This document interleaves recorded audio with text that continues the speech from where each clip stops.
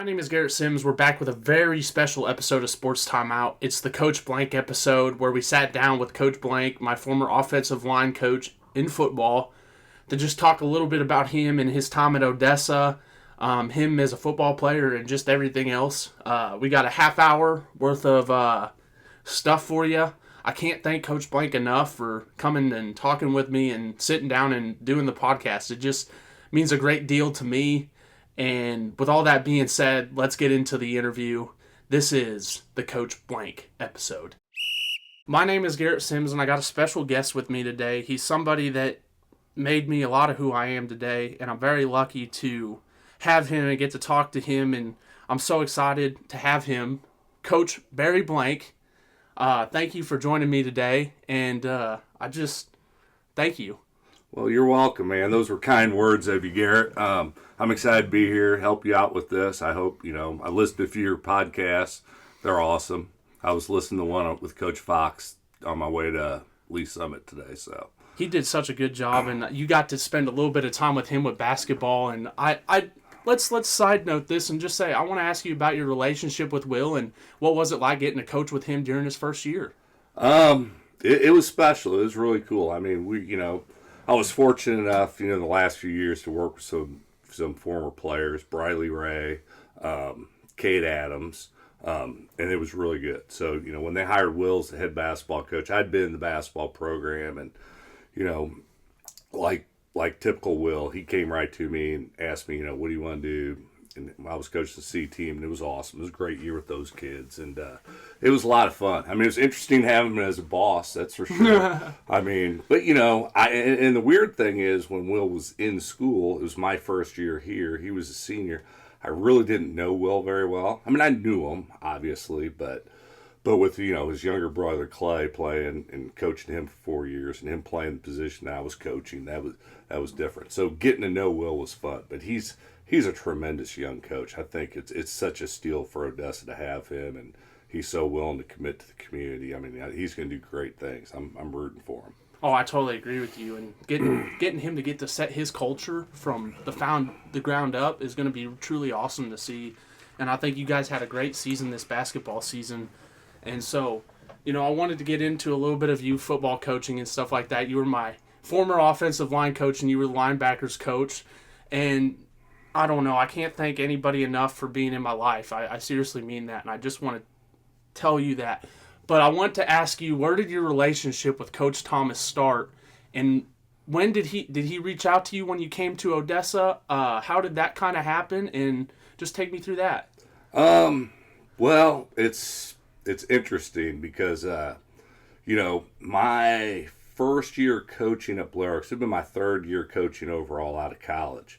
I go to a clinic at the University of Missouri, and Coach Thomas, they had just won at Boonville in 1998, and this is one of the first clinics I go to, and he had already taken the job at Kearney, but he's speaking at the University of Missouri football clinic. And Wasn't it a 4-power seminar? Power seminar? He did talk about power a lot. Now, it wasn't 4 hours, but he did talk about power. I mean, that's what I took out of it, because I was like, man, it's such a great play, and even back then, I mean, Mark didn't know me from Adam. It just amazed me, his detail in coaching. Then he talked about the culture and how he changed the culture at Boonville, and he talked about his weight program. And you're like, this guy really, really gets it, And I have those notes. I probably have them at home somewhere, but I could dig them up one day. But anyway, a couple years later, I'm working at Blair Oaks, and for another guy, Ted LePage, and him and Mark were real good friends, and they're kicking butt at Kearney, and we're trying to get there at Blair Oaks. We're kind of in that 6-7 win every year reign, and so we go and meet with them, and I remember I went and spoke with the defense coach, Coach Thomas, and Coach LePage went, and that was the first time I met them, and they had things going, so got to know them a little bit better there, and in fact, that was when I first met Coach Helton, because he was a guy I would talk to, and I remember being so mad at Coach Helton because he would just talk down to us so much. I mean, I guess he could. I mean, they'd won like 32 games in a row or something. but I remember, which Coach Helton's one of my best friends to this day. He's a great guy. But anyway, then when at Jeff City, Coach Thomas was hired there. I got hired later. Coach Thomas was defense coordinator. I coached outside linebackers for him. and got to know him then, and really, I mean, really admired working those 5 years. Learned a lot from him, and then and it was interesting because actually Coach Thomas's last year, I was the defensive coordinator. He had stepped down because he had other things going on in his life, and he coached secondary for me. So that was an odd transition because it's like, well, I've worked for this guy. It was 1 year Coach Thomas actually worked under me, I guess. So anyway, things at Boonville, I was looking for a change, and he was the first one to reach out to me. I mean, he heard about it and was like the next day. It's like, do you have CIA in Boonville or something? Yeah. So, and it was just intriguing. And he talked about all you guys, from Jonah Bennett to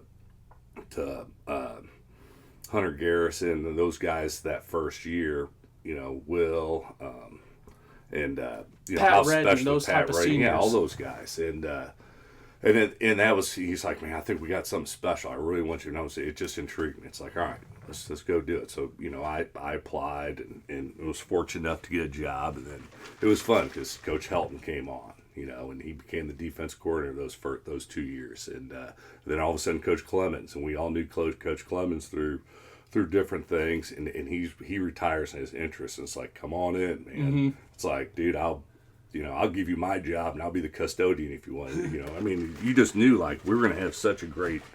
You just knew with those guys we had a chance. If we can get guys to buy in, it was that's how it worked out. I tell you this, and I don't know if you remember it, but you actually came in during our weights class when I was lifting weights because you were in a green suit, I believe. I think that's true. The first could be. I don't think it was green. I'm not. Yeah, take it for what it is. I remember the first day you walked in and you went back and talked to Coach Thomas. But I probably was in a suit. It was probably a black suit.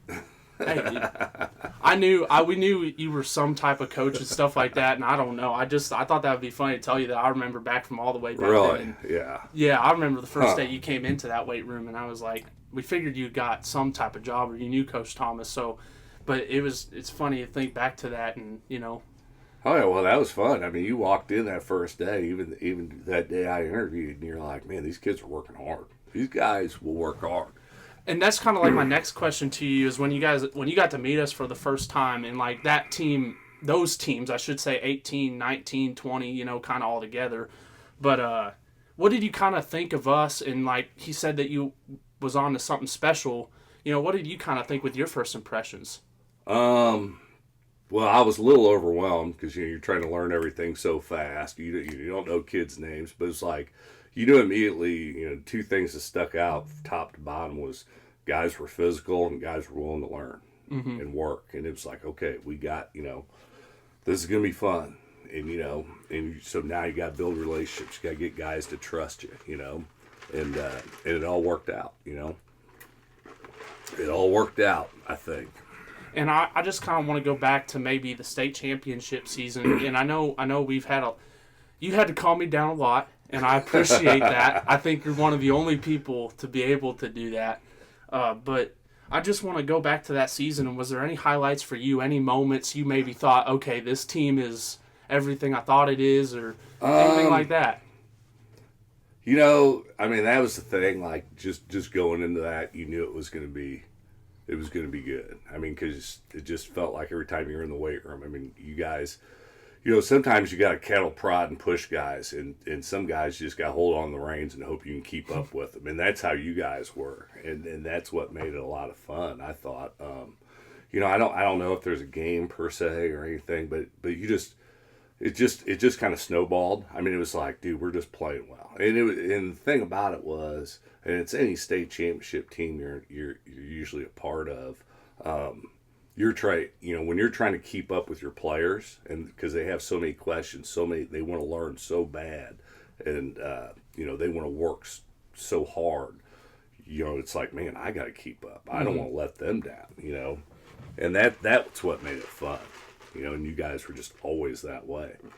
Oh, I always appreciated our film sessions. Like you being willing, not even able, but willing to come in and like take that extra hour and a half or whatever it was to do film with us at 6 o'clock in the morning. I mean, that meant the world to me, Xavier, Mason, and all that, Colby, everybody else. I think some of it too is you guys, I mean, you asked it for it. You wanted to do it, and sometimes when you have to force guys to do it, it's not as, it doesn't work as well. But it shows how vested you are. But those are the things you got to do to be great. And that's kind of the common thread I think through a lot of teams that are championship caliber teams. They're willing to do those extra things and that's what just separates them, because it becomes such a fine line. Yeah. And I wanted to ask you, you got a lot of great coaching philosophies that's helped shape a lot of life lessons. And I just wanted to ask you, is there maybe a role model in your life or somebody that helped you kind of shape your coaching philosophy? Yeah, I mean, there's a lot of people. We talked about Coach Thomas. I mean, he taught me a lot about being organized and always being prepared and just that work ethic. I mean, I think he's probably the hardest working guy I've been around. I mean, he's a grinder. But when I played, I think a lot of my high school coaches influenced me. Just a lot of it was just encouraging and giving you an opportunity, and then once you get that, getting that opportunity and taking advantage of it and running with it, and sometimes, as I got to college, a lot of those coaches, I mean, some of them were very relational based, and I think that's where I really learned, how, coach them hard, but care for them outside of the football field or basketball court or baseball field. And then guys I worked with, Coach Page, who I worked with at Jeff City and Blair Oaks. I mean, he was an energy guy. He always brings a ton of energy, and you have to have that too. You gotta, it's work, man, and it's all got to just come together. I mean, Yeah, 100%. And I wanted to ask you a little bit about, maybe about you as a player. And I should know more of these stories. I know you told me what position you played, and I wanted to say linebacker because I know you weren't a lineman like me. No, I was in high school I played left tackle. That's why our left tackles are always, they're a little bit off from the rest of the four. But I get along with them real well, I guess. But it's just, that's a unique story. I mean, it's just, I didn't play football growing up until my freshman year, which a lot of guys in our neighborhood, that's kind of what they did. And it was just part of what we did. But I just took to it because I liked the physicality of it. Mm-hmm. It was like, man, I can just hit guys. I mean, and I had a lot, playing basketball growing up and soccer a lot. I had good feet, so that helps. And so I played tight end, and then I could throw a little bit. And I was our backup quarterback in our freshman team. I played tight end, and I wasn't real big, so they sometimes put me out split end. So it was fun because I got to learn a ton of different positions, and even on the defense side. And I just sponged it because it was something I'd never done, mm-hmm. and it was so new and it was exciting, to me as a player. So I played. They kind of went on to my sophomore year, and then my junior year, going out for the varsity team, they're looking around, and we don't have a lot of O-linemen. And I'm like the third team tight end now. One of my good friends, Carrick Jackson, he was the backup tight end, along with another guy, Bill Innisinge, and Darren Drexler. And so I'm like 3 or 4, and I'm like, all right, I can go play left tackle because we don't have a left tackle, or I can be number 3. I'm like, I'll play left tackle. Well, the thing of it is, I weighed like 170 pounds. I'm like 6'4". But I mean, I had good feet and I had good leverage, and that was the thing. They're like, well, you whip up on guys in the cage all the time, and then just like I knew how to run my feet and play with leverage. So I'm like, yeah, I guess so. And I had a pretty good junior year, and it just really bought into it because I was like a lot of you guys or kids I've always coached. I mean, I think we all have doubts, and I remember going into that junior year, and it's like, man, maybe I'll just focus on basketball, and I wasn't going to play football, mm-hmm. which and I'm glad I kind of got talked out of that, and all of a sudden I had this opportunity, and that's what kind of sparked it. And even my senior year, I wasn't that big. I was like 188 then, mm-hmm. 190, but I was I played undersized, but it just taught me how to be. To me, just, like I always wanted you guys to finish. Just finish plays. Be a great finisher, man. And that's how I had to play just to survive, So go to college and, they'd see me playing basketball. Like, you have really good hands. Can you play tight end? I'm like, well, yeah, that's what I always played. So when I got to college, I was so scared that, well, if I don't play well at tight end, they're going to move me back tackle. I know I can't play at that level. But I can play tight end, block good enough, and catch good enough. And so, like, I would drive me nuts to drop a ball because it was like every ball I dropped, I'm like, man, they're going to move it back to O-line. So, which is crazy because I coach O-line. I love O-line. You know, they're so important, but man, I didn't want to go back. It's fun catching a ball, man, but sometimes that's your craft. It's like I tell you guys, this is your craft. So you might as well master it best you can, you know. So. And so how many years did you spend at college? It was 4 years at Central Methodist College. I played tight end, and we weren't very good. So I learned, unfortunately, I had to learn how to lose a lot over there, which is good, man, because that gives you perspective, and that's something I'd tell you guys. Sometimes you gotta get your butt whooped to whip some butt. Yeah. I mean, you have to. Yeah. I mean, in a sense, I'm not trying to change the subject, but that's where I go to, sometimes with life, you got to have the bad days to know how good the good days are, For sure. It is life. It is the way it is. It's like, how are you going to attack a bad day, But how do you bounce back, and how do you put good days together? I mean, it's everything. Yeah. And I want to ask you a little bit, and you talked about it, but you were more of a technique type person. So, for practice and stuff like that, what are some of the things you would work on to try to get better at? Because like after practice, I know I would work on my pulls and, working it, taking a step towards the bag and staying flat towards Mason's butt. Right, yeah, and I think that's where, like, I don't know, you guys could answer this better than I could. Like, I always felt like I could get guys real technically sound. Mm-hmm. I don't know if guys have played for me. I think a lot of the physicality stuff came more from who you guys were than anything I drilled into.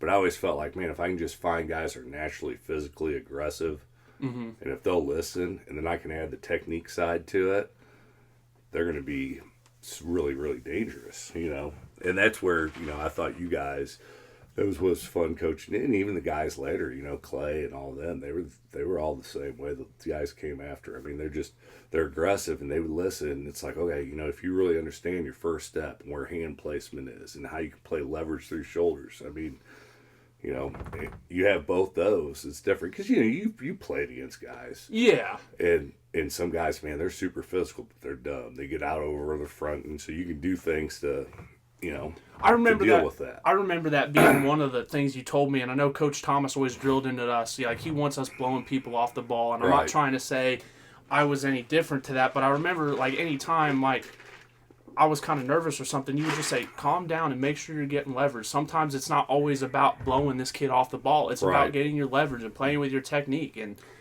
Well, that's the thing, in high school with the lines we had here at Odessa all those years, I mean, we'd be driving guys 12 inches off the ball, 1 foot, 2 feet, whatever, Mm-hmm. Where, you watch college level and you watch those NFL guys and you probably watch the O-line guys. I mean, they're just moving guys maybe 3 inches. No, but, those backs and everything else, that's all they need is 3 inches. You know what I mean?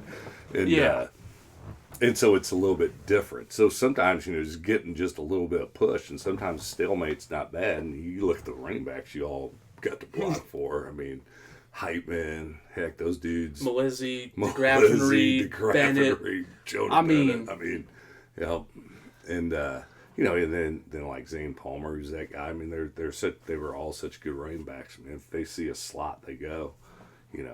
Sean Batter, he was that way. Ethan Erlob, he did. He's a ram. I love Erlob, but there was no. He's just ramming dudes. You were not there sophomore year, but when he was kind of running back, I think DeGraffenreid went out for a little bit. I mean, you would hear Baker and Pat Redden just screaming from the sidelines because Erlob's drilling his head right into their backs. Bro, and I mean, probably. And I just wanted to ask you a little bit too. You probably had a lot of favorite moments in your coaching, but is there any moments that stand out to you that, throughout your coaching career that's kind of shaped you? I don't know. That's a good question. I mean, I think, like, and the interesting thing about, I guess, maybe my coaching career, like, first school I was at Paris, I think we were 2-8. We weren't very good. Mm-hmm. And then I went back to my alma mater at Central Methodist, coached receivers, and we were like 1-9, 2-8. We were bad. And then I go to Blair Oaks. And this is what most people don't understand. Blair Oaks was not they weren't very good. I mean, they weren't the powerhouse they are now. Football was bad. Like, they'd never won district game or anything, you know. It was kind of like Odessa before Coach Thomas came his first time, you know, back in the 80s. And so, you know, and my first 3 years, we weren't very good. So the first year, we got coaching change, and we got some kids, and we were a plucky team. And we're getting ready to, you know, week 10, playoffs were different. So week 10 was basically district championship. Like, we win the district championship. And we're playing a team that we should beat. And, you know, guys are loose. And I was just tense because it's like, I'd never done this before. You know, I just never, you know, it's like, so, you know, let's see what it's like, you know. And I had to learn what it was like, you know. And that really was like, okay, you know, I can do this. And I need to, you know, really dial in and do it with everything you have, you know. And I've been fortunate. You be around great players, and then you're around great other coaches, and you just try to, you know, I guess it's like being a band. You just try not to play off key, yeah, you know, and then let the chips fall where they may. And I kind of wanted to ask you this too. I know there's a bunch of players you probably had that you know. I mean, shoot, you have a lot of relationships with a lot of us, even in Odessa. And I just kind of want to ask you, maybe, is there any players that kind of have helped change your perspective or help you become a better coach? Any that you have a special relationship with? I'd say all of them, probably about 99%, because they all bring something different to the table. I mean, they all do, you know. You know, I was honored this week, you know, last Wednesday, we had a awesome signing day, college signing day, and several kids from the baseball team and volleyball. Yeah, it was Cade's sister. Signed. Yeah, Riley's going to Mo Valley. Missouri Valley. And two softball girls, Brenna Ryder and Brenna Westerhold, they signed. One's going to Central Methodist. Brenna Ryder is, because her brother is Mason. He signed for baseball. Westerhold's going to one of the community colleges, but I can't remember what it's called.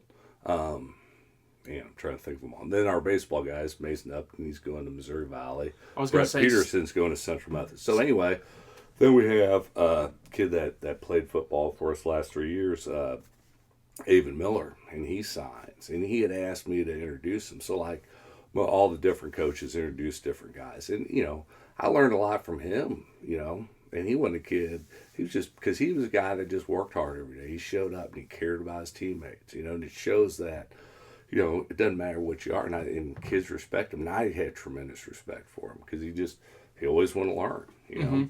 And, you know, he didn't play. And so you watch guys and you learn, like, that teaches you humility. Like, you know, if those guys can do it, you need to do it more, you know. And I'm not very good at it, let's be honest.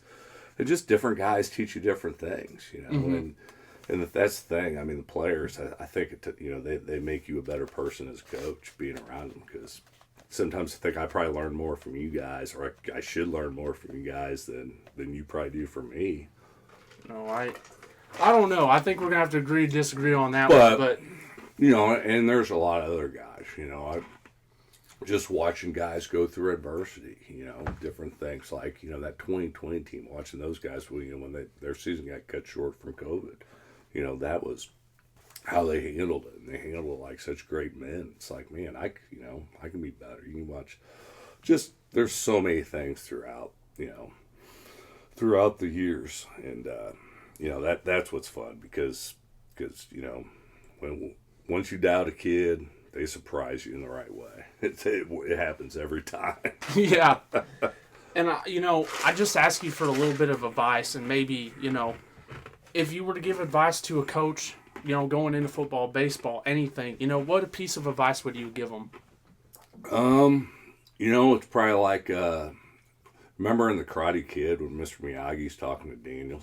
He's like, Daniel, son, karate good? Yes. Karate no? Fine. Karate so-so? No good. You know, remember that? Yeah. Where he's like, you know, one side of the road, hang out in the middle, squashed. Same thing, like, for you ain't coaching, just frickin' be all in. I mean, do everything you possibly can to make yourself better, you know. You know, and that's the thing. I mean, you have to. But I think that's, you know, that's athletics. I mean, any sport you're going to play, I mean, if you're not very good, just sell out. I mean, you know, you can run like hair's on fire. I mean, you can always do that. You can always be the first guy to show up. You can always be the positive guy. And you'll get something out of it, you know. So that would be it. I don't know. I think that's the greatest lesson you could have ever taught us was just give your effort and give everything you have. And, I will ask you one last fun question because this is my favorite word in your vocabulary. Favorite word. And I got to know where it came from. Big shooter. Where did Big Shooter come from? I think it was Coach Thomas at Jeff City. Because I don't think, he doesn't say it here a lot. No, he doesn't. But I think it was him. Yeah, he would say it there for some reason. I remember the weight room. But maybe I'm wrong. I mean, my significant other, Kim, Dylan Dawson, they always say Big Shooter. Maybe they got it from me. So I was thinking maybe I got it from them. I don't know. It's interesting, but I wonder, maybe you ask Coach Thomas that one day. Well, I'm going to have him on the call podcast. people Big Shooter? Because maybe he did, maybe he didn't. But But know. It seems like when you asked me that, I was like, man, it seemed like that's who said it. But I don't know. Everything I got, I stole from somebody. Any crazy quote I got, I heard it from somebody else. I have not made up one original saying in my life. I just always found it funny. That's one of my best memories from high school is, just being out there on the turf on a hot summer day and taking the wrong step. And what are you doing there, Big Shooter? Can you explain to me, it's just... But it's such a great... Because you can use it kind of sarcastically like that, like, way to go, Big Shooter. Or, somebody's whooping up something like, get after him, Big Shooter. There you go. I mean, like it's, it's very... Is it utilitarian? Mm-hmm. I mean, you're a journalist. You have an English degree, right? You used to write poems for competitions, I remember. So. I did. I've done some public speaking. I got something to tell you after the podcast, so I can't say it on here, but I will tell you that. Top secret. Oh, yeah, top secret. But I just wanted to open it up. Coach Blank, is there anything else you wanted to say? I just can't. I'm sure I'm sure you guys will listen to this, but, definitely appreciate everybody. I mean, this is a fun place because you go to the whistle stop, you run into a player. I mean, I run into Jake Imager all the time. Yeah. He won't ever shut up. And then you run into just, every time you run into guys, they make you feel so welcome. And you can't do it without you guys. And the bond, that's the thing I think, that was one of the things I heard this morning, Coach Fox talking about, just where you get to sit down, just hang out and be with each other. It's that camaraderie. But I think it's, it's why we like to be in groups, whether it's a sports group, a drama group, whatever. I mean, we're humans. We like each other. We want to be around each other. So thank you for everything from everybody that listens to this because I couldn't do it without those people for sure. And I wouldn't be here doing what I am without you, and I seriously mean that. Without you, without Coach Thomas, without Coach Clemens, without Coach Helton, Coach Kratt, I want to name them all. I seriously do because I want to make you guys proud, and you're a big reason I do what I do, and you're the big reason that I just am who I am, and I can't thank you enough for that. And well, you did a lot on your own, buddy. Yeah, Don't sell yourself short, Big Shooter. On that note, thank you, Coach Blank, for coming in. You're welcome, man. And this has been the Coach Blank special. Thank you guys for tuning in. We are at the end of the Coach Blank episode. Thanks again to Coach Blank for coming in. Make sure you're picking up your copy of the Odessan to get all your news and non-sports related things. Like I said, I can't thank Coach Blank enough for coming in and doing this. It just means a great deal to me. And hopefully this is the first of a 3-part series that involves Coach Clemens and Coach Thomas. And we'll see how that goes. But as always, thank you guys for listening. And a big thank you to Coach Blank.